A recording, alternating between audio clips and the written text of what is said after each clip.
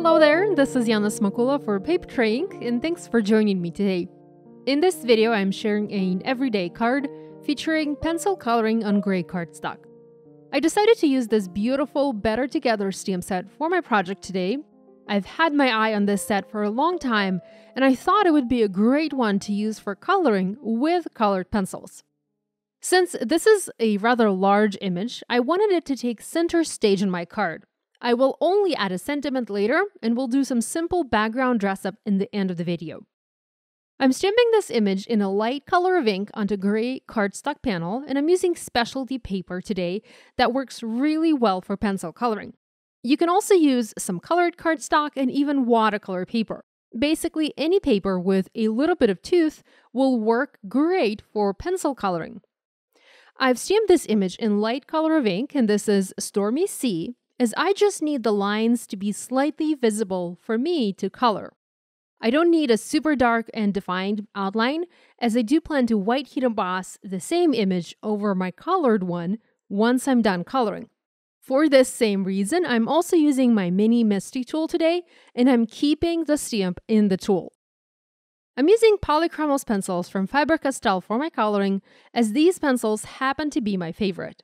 I've zoomed in a lot to be able to show you the coloring process in detail. This is a very big and busy image.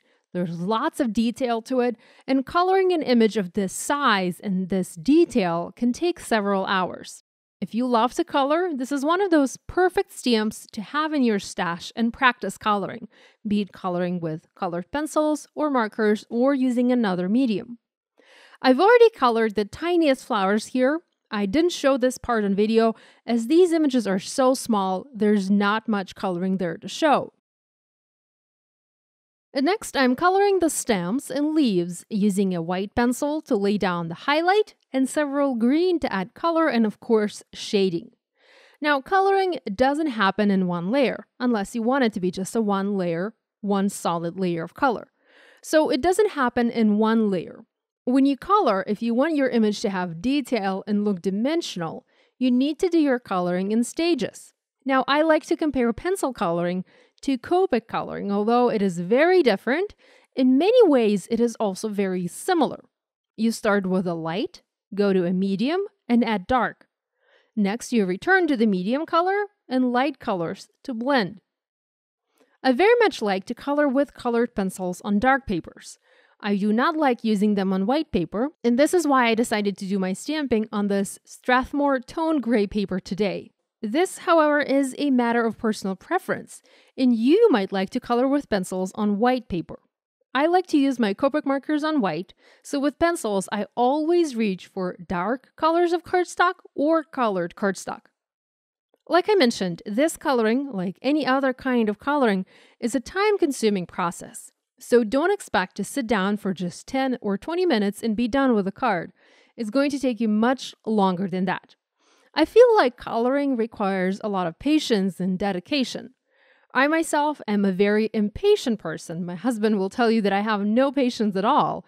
But with this kind of coloring, I actually don't mind to sit down and meticulously color a leaf to have the right amount of shading. I've colored the green areas of my image, and you can already see it begin to take its shape. I'm adding more detail here and there, just intensifying the shadows a little bit, and I think that one can spend as much time on an image as one wants. You can literally keep going back and back, adding more last-minute details. I've used a variety of colors for this image as I wanted to make it very colorful and cheerful. I'm intentionally not saying which colors of pencils I used, as I don't want you to feel like you have to use those exact same colors and pencils. You can color this image using whatever colors you like, and also whatever coloring medium you like to use at the moment. Personally, I probably would not color this image with watercolors, as I find I have much less control with watercolors. And for a detailed stamp like this one, I need to have as much control as possible. I have that control with pencils and also with my Copic markers. Once I finished coloring my image, I put it back into my mini Misty, and I kept my stamp there. I didn't move it after I had stamped the image the first time. I treated my paper with an anti-static powder tool and I stamped the same image again by using clear embossing ink. Next, I added white embossing powder and I heat set it with the help of my heat tool. You can keep it as is for a no-line coloring look if you like. I, however, wanted to add some definition to those images, so I used white embossing powder and heat set it. I also white heat embossed a beautiful sentiment onto black cardstock, and this sentiment reads, "You're one of those people who make my life better by just being in it." And this is actually a very good sentiment to put on the inside of the card. It also comes from the Better Together stamp set. I trimmed my panel to 4 by 5¼ inches and I foam mounted it onto an A2 white card base, and I also foam mounted the sentiment piece on top. To dress this card up, I added several clear droplets in different sizes and I adhered them using my deluxe adhesive from Tonic Studios. Finally, I felt like I wanted to add some additional detail to the background. So I used a white gel pen and I added small white details onto the gray background where I didn't have the coloring or the sentiment. While that took quite a bit of time to do, I feel like this added a lot of interest to this card. So this finishes today's video. If you have any questions, please leave them in the comments section below and be sure to subscribe to my YouTube channel if you haven't yet done so. Thanks for watching. I'll see you next time. Bye!